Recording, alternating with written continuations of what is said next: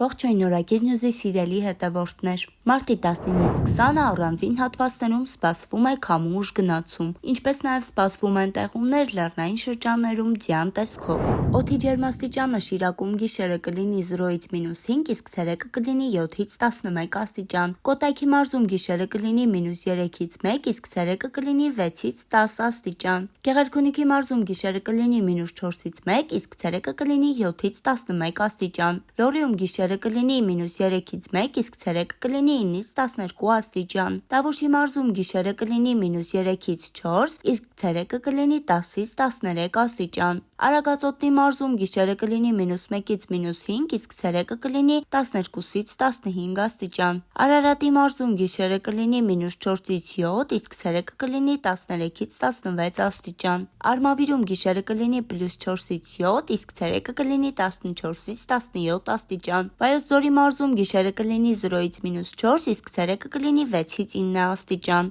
Սյունիքի մարզում գիշերը կլինի -1-ից -5, իսկ ցերեկը կլինի 4-ից 7 աստիճան։ Դե ինչ այսօրվա համար այսքանը, հաճելի օր ենք մաղթում։